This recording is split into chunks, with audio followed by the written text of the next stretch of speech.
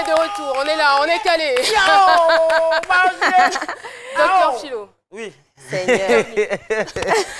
Alors, très chers téléspectateurs, on est très contents. C'est avec émoustillement et gaieté de cœur que nous vous retrouvons pour cet autre numéro de C'est Midi. Eh bien, hier, nos frères musulmans ont observé une nuit bénie. C'est une nuit capitale, une nuit très importante, à quelques jours de la fin du Ramadan, c'est bien cela. Et aujourd'hui, on se retrouve là pour, pas pour en parler, pour passer à autre chose, mais nous voulons tout simplement leur faire un clin d'œil. Alors, très chers téléspectateurs, l'art, sinon je dirais les arts et la culture font partie intégrante de notre vie, de notre quotidien. On en parlera dans quelques petits instants avec notre invité témoin. Et la seconde partie de l'émission sera consacrée à la Covid-19. Je ne sais pas. Finalement, on ne sait pas, on est perdu là. Alors, vous êtes à C'est Midi. L'ambiance sera détendue du début à la fin. On y croit. Voilà, elles sont là.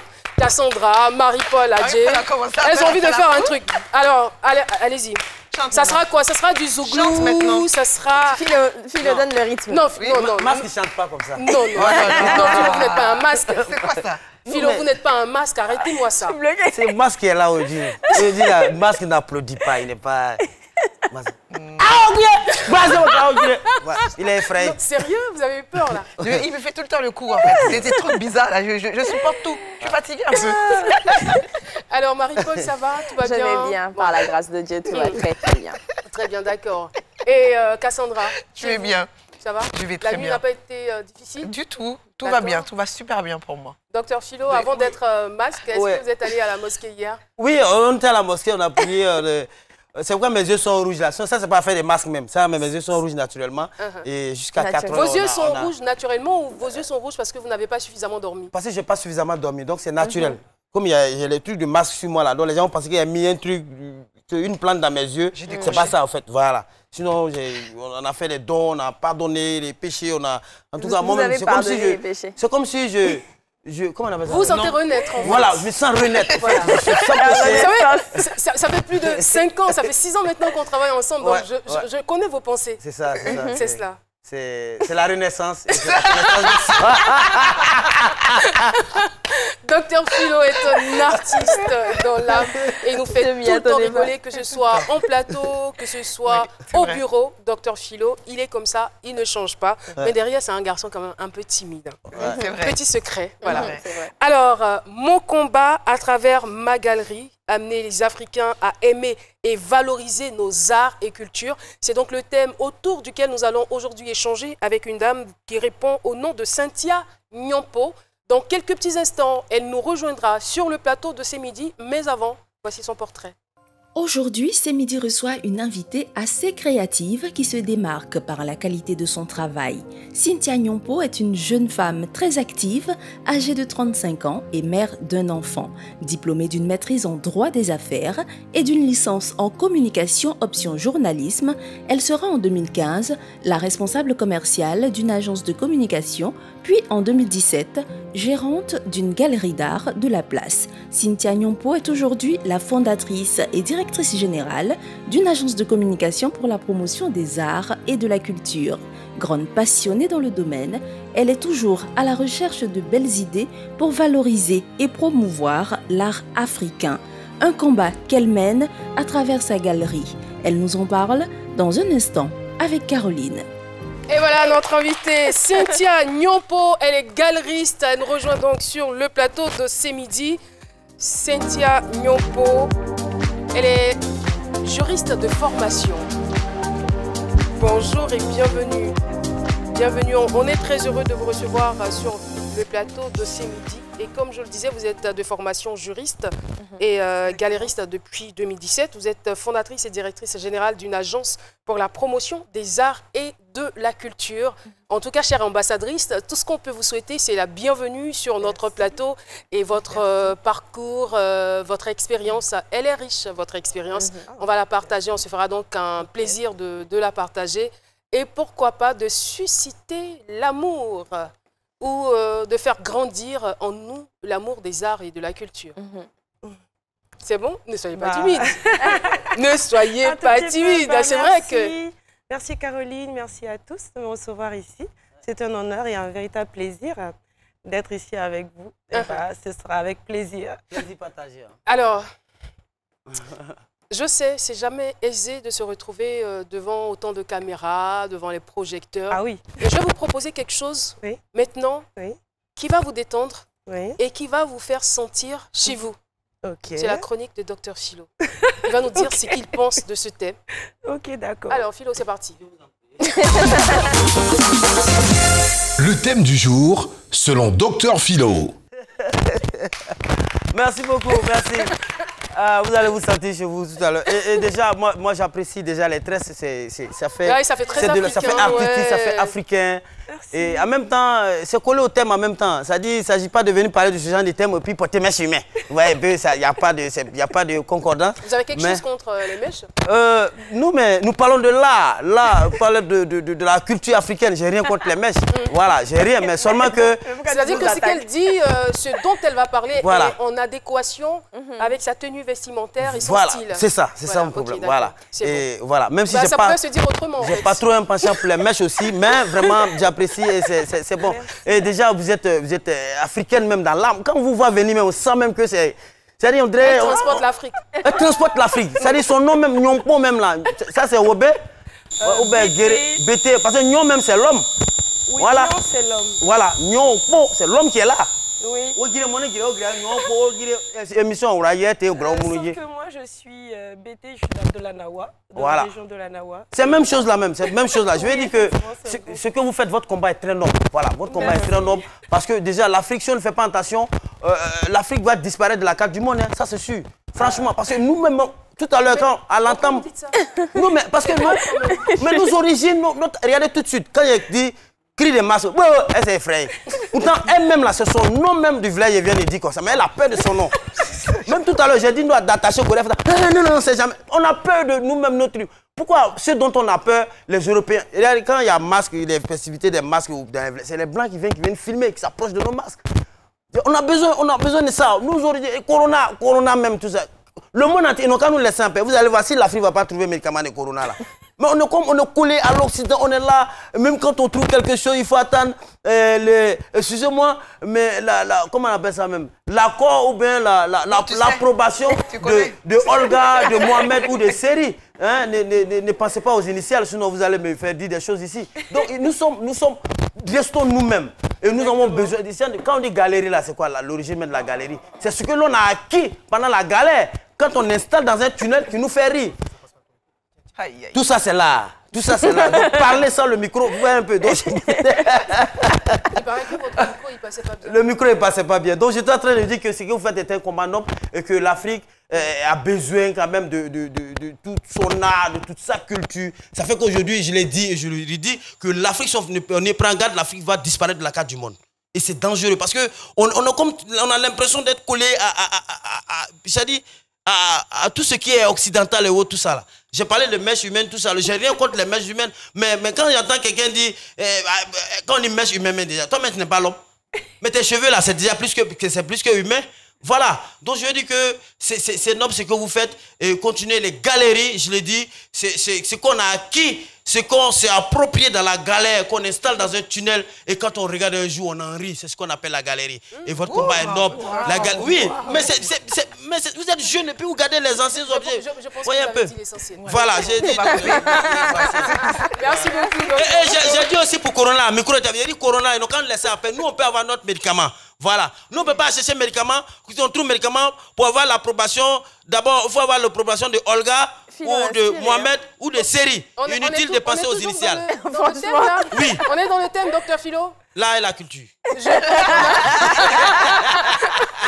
Merci beaucoup. Eh bien, nous allons retrouver à présent Pater Nassemian pour le micro-trottoir à travers la question suivante. Qu'est-ce que vous aimez dans l'art africain? C'est parti. Chris Pater Nassemian, c'est votre opinion. La manière de danser, bon, puis les chants qui nous inculquent un peu de messages qui sont très forts, qui nous amènent à vivre notre vie en suivant les règles de la vie. À peu près tout, hein, mais bon, j'ai une préférence pour tout ce qui touche la sculpture, tout ce qui touche l'artisanat en matière de couture, tout ça. ça m'intéresse particulièrement. De façon générale, je dis que c'est la musique du terroir, comme la musique moderne, en tout cas, c'est ce qui me plaît beaucoup. Et voilà, nous sommes donc de retour sur le plateau de ce midi, toujours avec notre invitée Cynthia Nyompo. Je rappelle qu'elle est galériste. Alors, Cynthia Nyompo, il faut dire que vous avez passé votre tendre enfance dans la commune de Yopougon, la bouillonnante commune de Yopougon, avec des parents très attentionnés. Et votre passion cachée à l'époque, c'était la danse, la musique, la danse traditionnelle surtout. Mais le rêve de vos parents était de vous voir juriste. Oui. Juge ou avocate, ça faisait vraiment joli. Très beau à entendre et surtout très distingué avec tout ce qu'on sait. Alors, vous allez quand même suivre des cours, le cursus adapté. Vous vous retrouvez donc en année de maîtrise en droit des affaires. Oui, j'ai pu tenir jusqu'à ce niveau parce que oui, j'ai dû tenir. Papa, excuse-moi, j'ai dû tenir.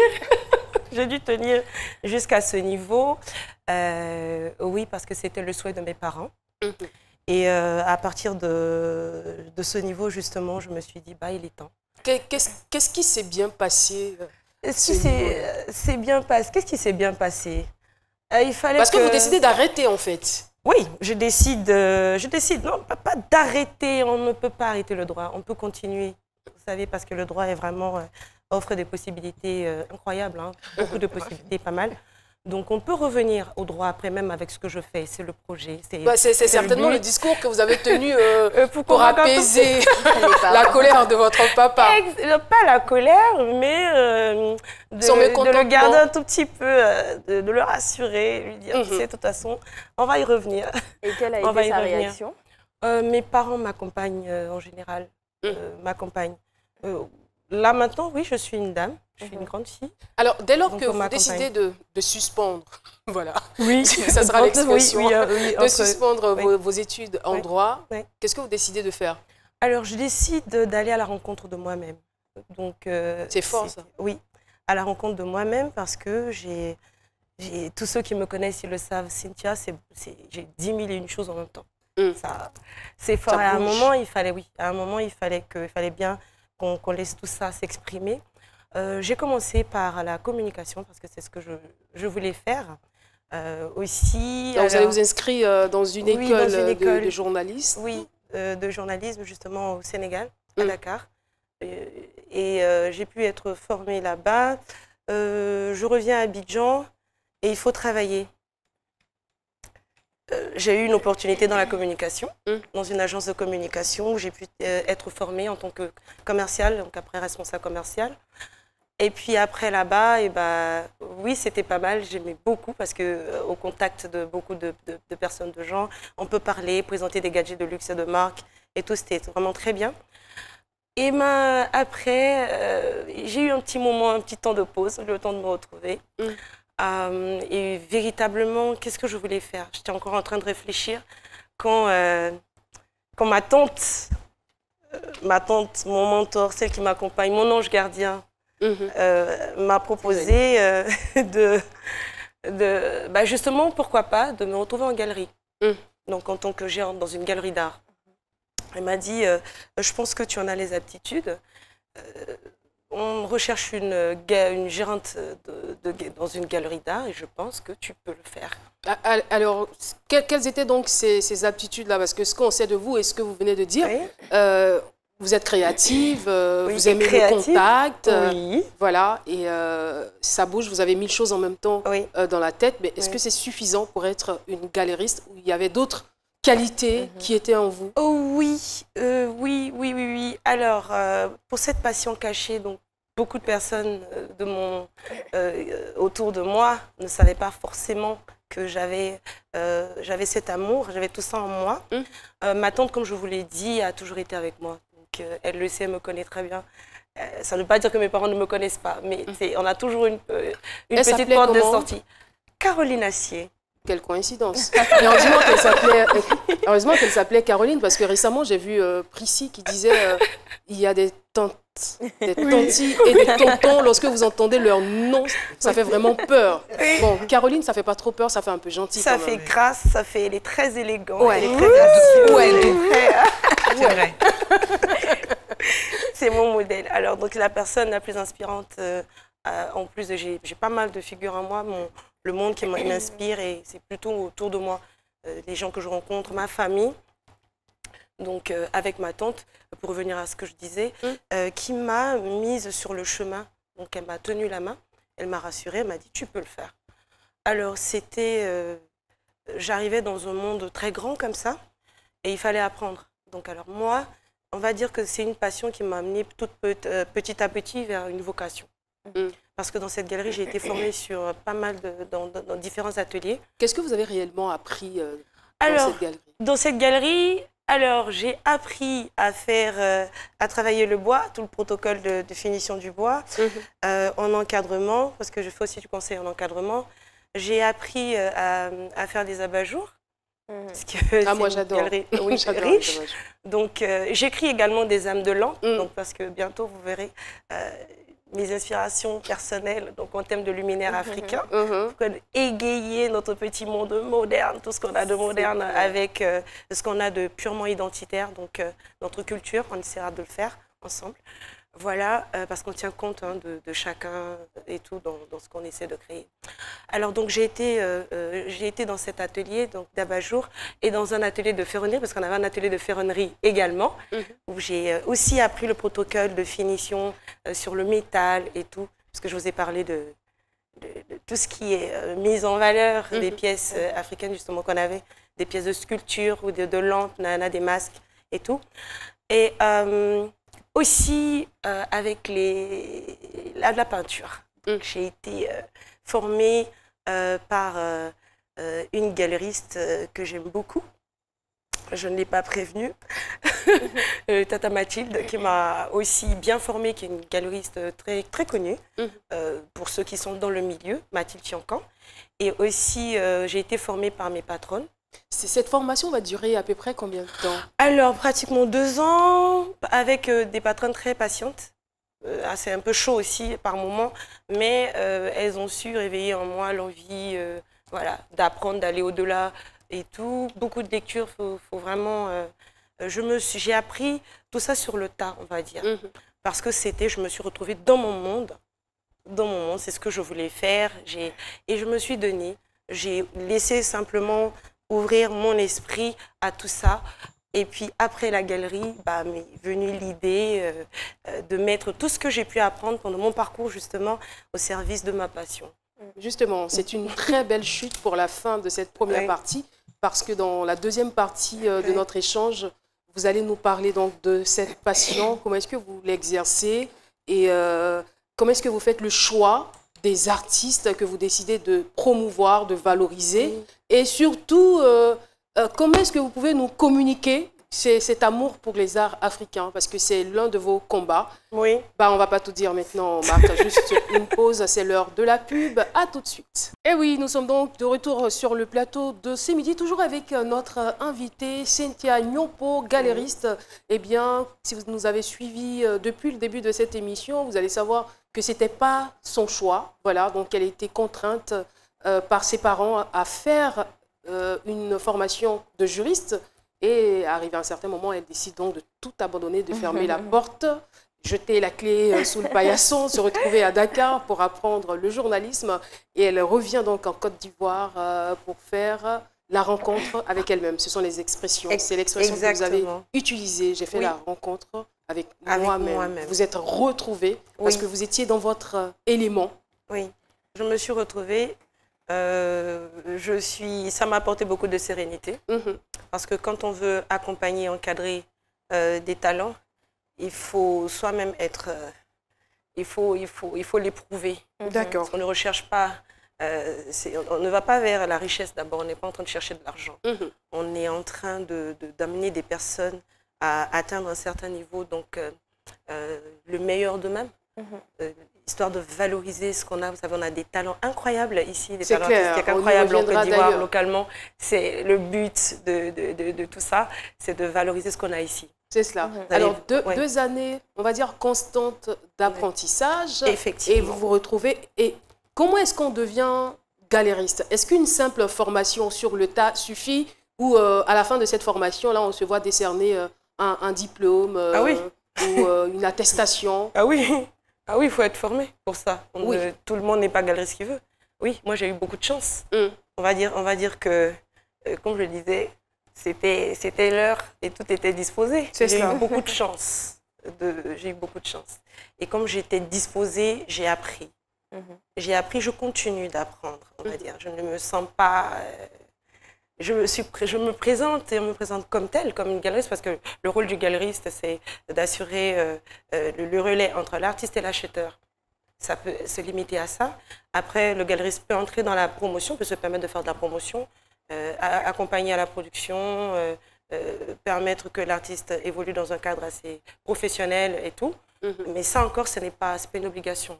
Donc le galeriste s'occupe plutôt de gérer le réseau auquel il présente les œuvres d'art qu'il sélectionne, donc qu'il recrute selon ses propres critères, ou les critères de la galerie, qui reçoit justement les talents. La tâche ne doit pas être aisée, hein, tout de même, quand on se retrouve dans un environnement où il y a de multiples talents, des talents de tout genre. Comment est-ce que vous faites donc la sélection des artistes à promouvoir? Alors, je dirais particulièrement sur ce que nous faisons, enfin sur notre plateforme, quand il s'agit de moi au recrutement, je suis très touchée ou très attachée à l'histoire de l'artiste. Donc l'histoire profonde de l'artiste, son parcours. Vous privilégiez l'histoire par rapport à la qualité de l'œuvre? L'histoire compte aussi, parce qu'il y a la qualité de l'œuvre, c'est sûr. Mais vous savez... il peut arriver moi j'en ai qui n'ont pas fait les beaux-arts. Hein. J'ai une artiste qui n'a pas fait les beaux-arts, la Gazette de Saïwa. Elle a appris sur le tas. Son art lui a été révélé. Voilà, différente des autres artistes résidents que j'ai. Alors, son histoire m'a touchée. Elle a appris, son art lui a été révélé pendant une prière. Elle se découvre justement cette capacité ou cette aptitude à pouvoir peindre. Tout doucement... Elle était formée comme moi aussi sur le tas par des personnes par des maîtres et tout. Et aujourd'hui, elle expose au même titre que ceux qui ont appris aux Beaux-Arts. Donc tout le monde a sa place. Tout le monde a sa place. Moi, je suis pour accompagner tous les fous comme moi qui ont envie d'exprimer quelque chose. Pour moi, ça peut se faire de quelques moyens, que ce soit alors, je dirais, Caroline, vous pouvez exprimer ce que vous avez par la photographie, parce qu'il y a toujours quelque chose qu'on a envie de faire, mais on ne se sent pas professionnel pour le faire. On peut le faire. On peut le faire. Voilà. Donc, il y a des activités ou des disciplines, des domaines spécifiques que vous privilégiez? On fait beaucoup de choses, vous savez. Peut-être qu'il y a quelqu'un qui me disait... comme on dit dans le jargon ivoirien, Atianta. Je ne m'en pose pas. Moi, toujours quelque chose à faire. Toujours un projet, tout ce qui peut valoriser les talents, la matière africaine. Oui, moi, je suis partante pour ça. Voilà. Vous avez par exemple le sas que je porte, c'est des tresses particulières. Je les appelle, c'est des tinassi. Des tinassi braids, c'est un état d'esprit. Voilà, donc c'est un état d'esprit, tout le monde le fait, hein, vous pouvez le faire, mais sauf que je veux dire, le choix des perles, le cocktail des perles qui accompagne tout ça, pour moi, l'art à tous les niveaux, on peut créer à tout moment. Voilà, permettre au maximum à tous ces jeunes talents, et aussi, hein, on est aussi ouvert aux professionnels, et même pas forcément jeune.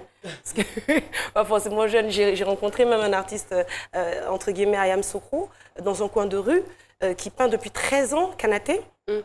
Qui peint depuis 13 ans. Il vit de la peinture, il vit de son art. Il a quitté le Bénin, il est en Côte d'Ivoire, il est à Ayam Sokro. Et sur un coup de cœur, son histoire m'a touchée. J'ai récupéré quelques toiles que j'ai sélectionnées avec mon directeur artistique. On a choisi, et c'est exposé à la galerie.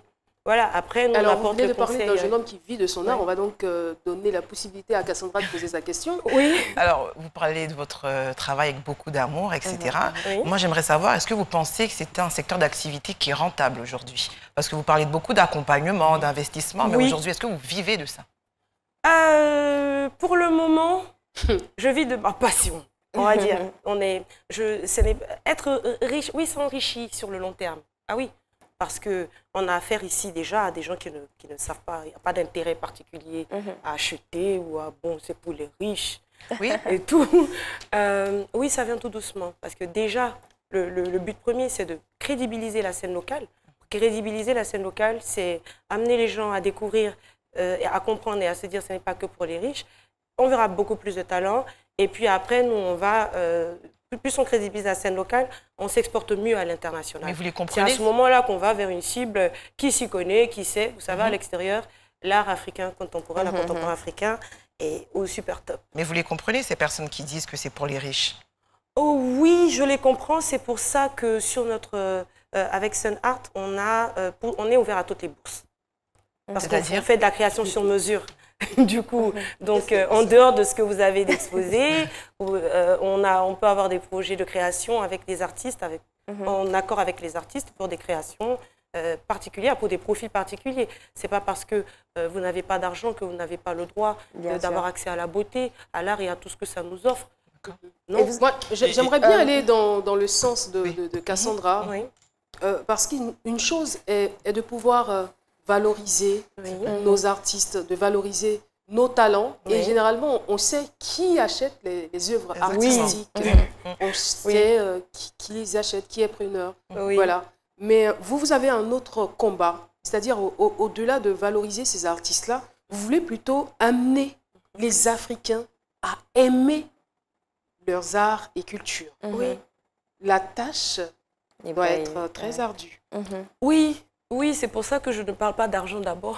Mais eux, ils vont parler argent d'abord. Non, je ne parle pas d'argent de ce que je gagne. Eux, ils parlent de ce qu'ils vont dépenser. On est d'accord? Mais vous savez, on le dit tous. On veut développer l'Afrique. L'Afrique de demain soit... Voilà, ça paraît utopique, mais oui, pour la simple raison que... Oui, pour développer l'Afrique, il faut aimer l'Afrique. Aimer l'Afrique, c'est valoriser les talents de l'Afrique. Simplement, en achetant une œuvre d'art, on aide un artiste à grandir, d'accord, à mieux se vendre, à se faire connaître à l'extérieur. Et ça prend de la valeur à l'extérieur. Donc, plus vous achetez, plus l'artiste grandit et se fait connaître. Et quand l'artiste avance, l'œuvre que vous achetez prend de la valeur. Et c'est l'Afrique qui gagne, parce que je vous dis, en ce moment, ah oui, l'art contemporain africain, je reviens dessus pour dire que on est à un certain niveau, mais on souhaiterait ouvrir à tout le monde.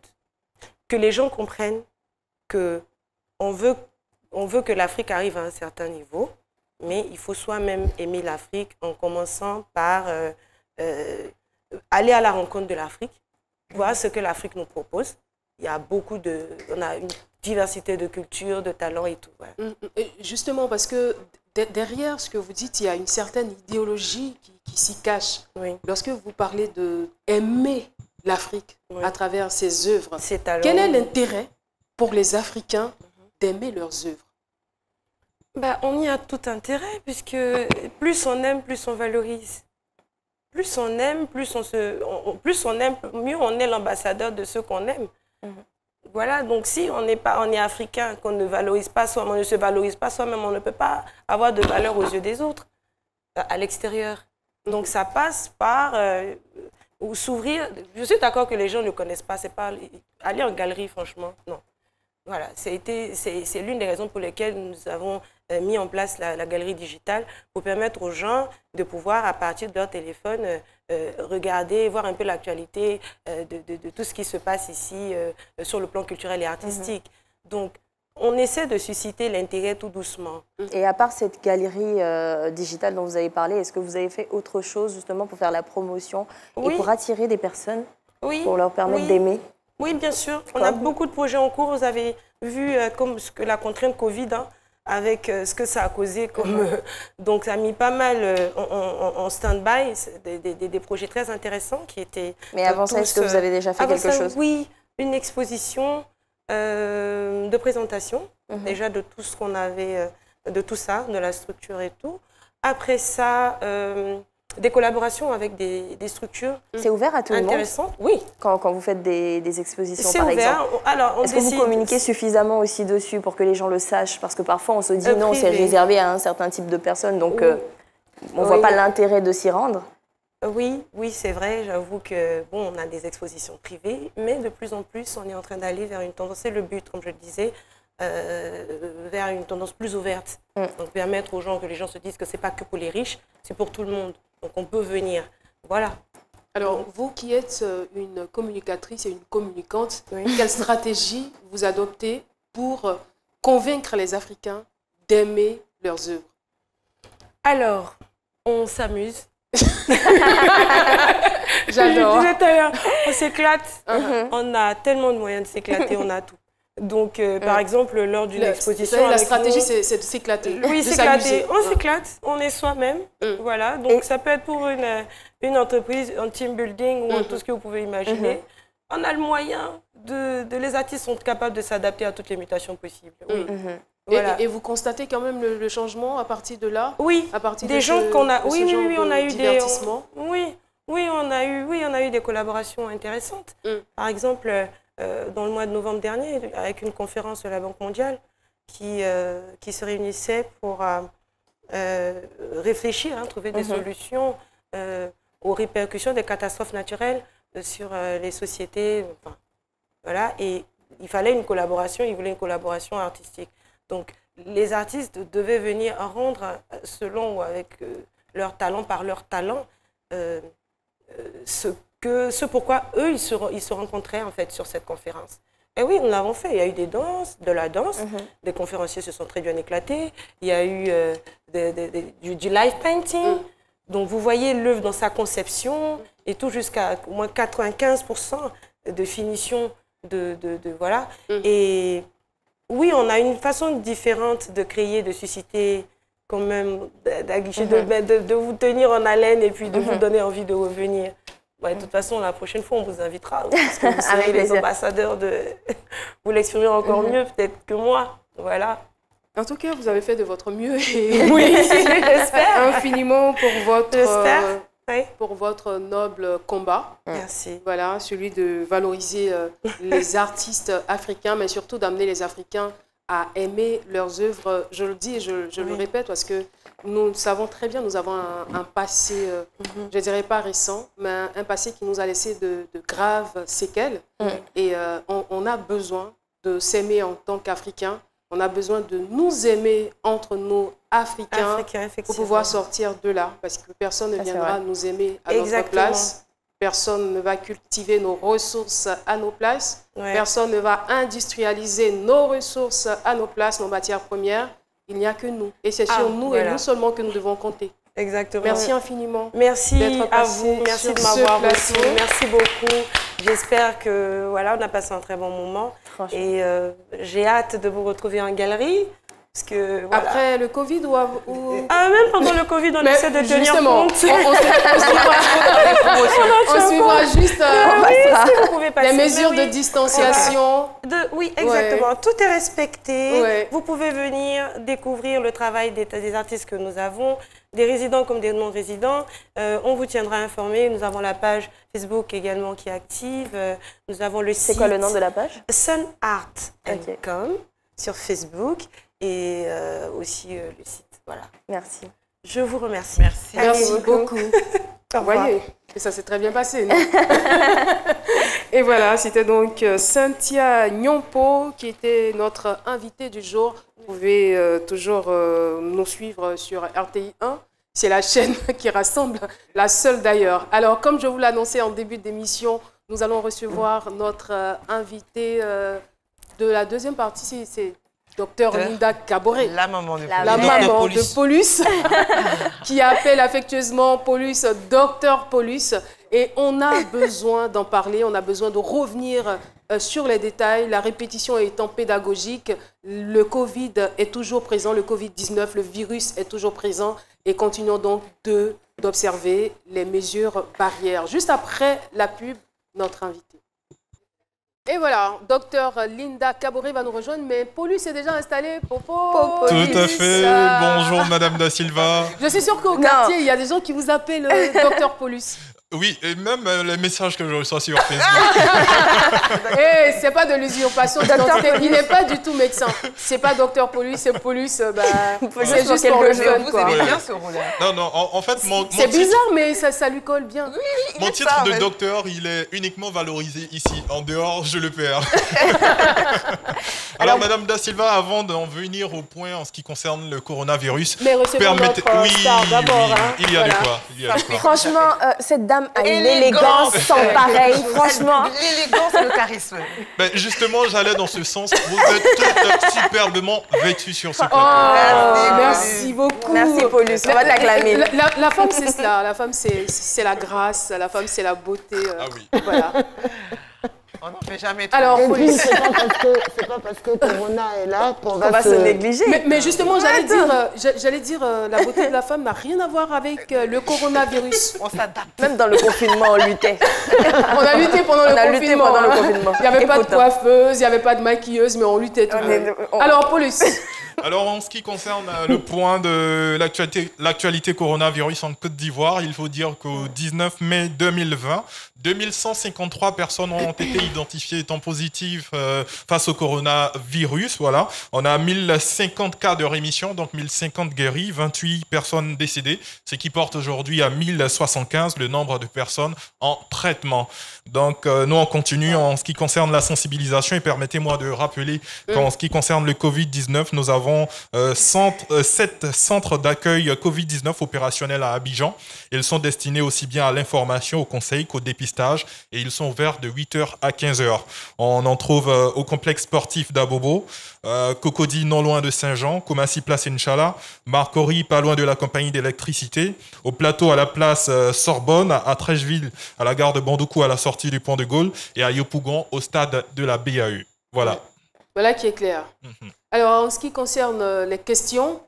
Alors, du côté des questions, il faut dire que c'est vrai qu'hier, on a parlé du déterminant, mais il y a certaines personnes qui n'arrivent toujours pas à faire la différence entre le coronavirus et la Covid-19. C'est justement la question de Loukou Kofi Florent qui dit quelle est la différence entre ces deux termes? Alors, la maladie à coronavirus, vous avez entendu parler du SRAS, de ce type de maladies qui ont déjà eu lieu, qui sont déjà apparues, les maladies respiratoires, d'autres virus, c'est ce qu'on appelle les maladies à coronavirus. Maintenant, quand le Covid-19 est apparu, le temps de l'isoler, ils ont décidé, puisque c'est un type de maladie à coronavirus, ce n'est pas pareil que le SRAS-2 et tout ça, ils ont donné le nom Covid-19, Co pour Corona, virus, et le D c'est disease. Disease c'est maladie en anglais. Donc coronavirus disease 19, parce que c'est apparu en décembre 2019. Okay. Mais comment est-ce que du jour au lendemain on passe du Covid à la Covid? Là, c'est le Canada qui a proposé.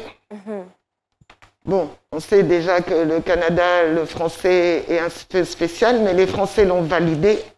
C'est la maladie à Covid-19. Donc, je pense que Dr Paulus est... Donc, ça ne sera pas forcément une erreur si on entend une personne dire le Covid et une autre dire la Covid. Nous avons suggéré aux professeurs que s'ils font une interrogation écrite sur la Covid et que quelqu'un écrit le Covid, qu'il soit un peu indulgent. D'accord, ça marche. Alors on continue cette fois-ci avec la question de Nguessan Stéphanie Aurélie, a dit bonjour docteur. Concernant les dépistages, il paraît qu'il y a des tests de dépistage déjà contaminés. Par exemple en Tanzanie, le président aurait affirmé avoir eu une... affirmé avoir eu une papaye et un chien contaminés du Covid-19 après avoir effectué des tests. Bon, même une poule, je crois, ou un coq. Je ne sais pas si c'est vrai, mais ce que je peux vous dire, c'est que on en parle pour certains pays. Moi, ce que je sais et ce que j'en sais, c'est que dès le mois de février-mars, quand la Côte d'Ivoire a commencé à chercher le test, que la maladie n'était pas encore apparue, il y avait beaucoup de propositions de tests de dépistage. Et je me souviens qu'un jour, ceux qui sont concernés, je les ai rencontrés et ils ont dit, mais mon Dieu, avec tous ces faux tests, il va falloir qu'on prenne le temps de vraiment chercher le bon test. Donc je pense que la démarche, c'est pour ça qu'on les a eus en retard. Vous savez qu'il y a eu des pays qui ont commencé à dépister massivement avant nous, mais la Côte d'Ivoire a pris le temps de tester, de demander des échantillons de tests qu'ils ont testés pour vérifier si ces tests étaient fiables ou pas. Donc la Côte d'Ivoire, parce qu'il y a des pays qui ont acheté jusqu'à 380 000 tests non fiables, mais ici, je me rappelle très bien que le temps a été pris, l'origine du produit et la qualité du produit. Donc les gens se plaignent souvent sur les réseaux sociaux, mais on a de la chance d'avoir des scientifiques consciencieux. Parce que vitesse et précipitation, on allait ramener les tests. Moi-même, j'ai reçu plein de propositions de tests. Je vous assure que vous leur donnerez le bon Dieu sans confession. Mais quand ils ont testé ces tests-là, ça ne valait pas la peine. C'est comme certains tests de palu qu'on nous vend ici. Si vous regardez bien, quand c'est les faux tests non fiables, ils ne font pas le dépistage vraiment sérieusement. C'est pour ça qu'on dit aller confirmer en faisant la goutte épaisse. Et c'est pour ça aussi que nous n'avons pas encore pour le moment les tests rapides, parce que les tests rapides qui sont mis sur le marché actuellement ne sont pas tous fiables. Bientôt nous en aurons, mais on prend le temps. Tout le monde se plaint, oui, qu'est-ce qu'ils font, et tout, et tout. Non, je ne pense pas que ce soit forcément des plaintes. Je pense que les gens ont plutôt peur, justement. Donc qui ne s'inquiètent pas. C'est en route. Tout est en route. Vous avez vu les centres de dépistage, les centres de soins, etc. Vitesse et précipitation, c'est très mauvais. Ok. J'ai un ami qui me disait qu'il a tellement peur qu'on lui mette la tige dans les narines qu'il a préféré faire le test par la bouche. Ça se fait? Et justement, Madame Da Silva, c'est l'une des questions que nous avons aujourd'hui. Elle est de Adams Ouattara qui demande pourquoi faire un prélèvement nasal alors qu'on pourrait le chercher dans la bouche. Alors, les tests ont commencé par, on a dit dès le départ, au début de la maladie, vous savez qu'elle évolue à chaque fois. Il y avait des prélèvements qui étaient faits et dans la bouche ou dans le nez. Mais je pense que les résultats, étant donné que le nez, c'est une partie qui est très irriguée et par le sang et par les mucosités. C'est une partie très sensible, où la peau est beaucoup plus fine.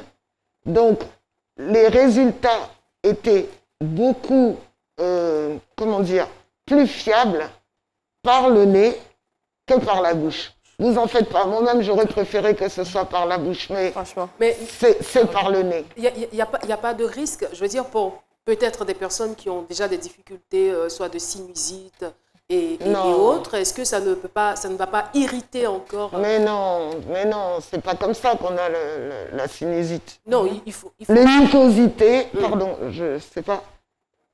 Tout est lié, en fait. Tout est lié. Quand vous avez des mucosités qui sont là-bas, c'est ce qu'ils vont chercher, en fait.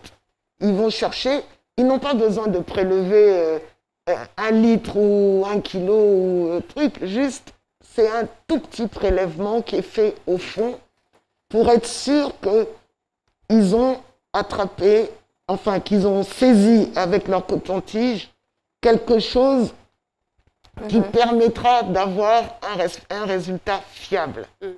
C'est pas la peine qu'on vous fasse un test avec un faux positif et une semaine après, vous commencez à déclencher les signes où ça s'aggrave. Autant aller directement là où il faut. Donc au départ, c'était pas Et docteur, ça c'est personnel, moi je voudrais savoir, les tests, ils sont fiables, genre à combien de pourcents?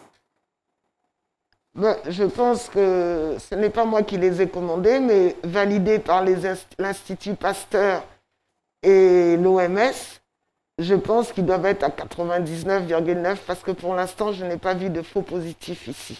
D'accord. Mais à chacun son département. Okay. Mais je pense que le temps qui a été pris, c'était pour avoir des tests fiables. Et vous savez que la nature humaine, et chaque être humain est unique. Donc... Moi, j'aurais appris que... on dit... C'est l'air, en fait. Même je suis fatiguée de cette maladie. Elle est désespérée. Elle est découragée. Sincèrement, je suis désespérée de cette maladie, elle me fatigue.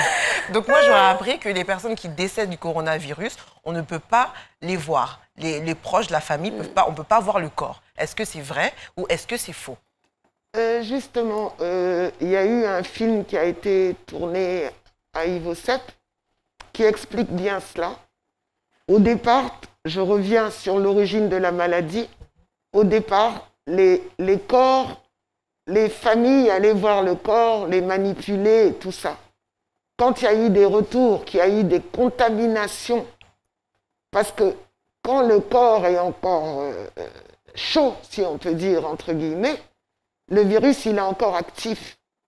Donc, on préfère éviter. La séparation est difficile parce que dès qu'ils prennent le corps, ils les mettent dans un sac et c'est fini, vous ne le voyez plus et ils le mettent directement dans le cercueil. Ils le mettent directement dans le cercueil qui zinc. La famille n'a plus accès de peur de contamination. Même un petit rideau pour regarder le corps, pas du tout. On n'a pas le droit du tout de voir le corps de la personne décédée. Non. Eh ben, dis donc. Je ne travaille pas à Ivosep. Je sais, mais la cloche a sonné. C'est fini. Docteur Linda Kaboré, merci infiniment pour votre éclairage. Merci d'être venue. Merci à toutes les équipes qui ont travaillé pour qu'on ait cette émission à l'antenne. Eh bien, c'est terminé pour aujourd'hui. Nous disons tout simplement courage, courage à nos frères musulmans. Il ne reste que quelques jours et bientôt, ça sera la fête. Voilà, l'émission est terminée. On se retrouve demain pour un autre numéro. Bye bye. Merci.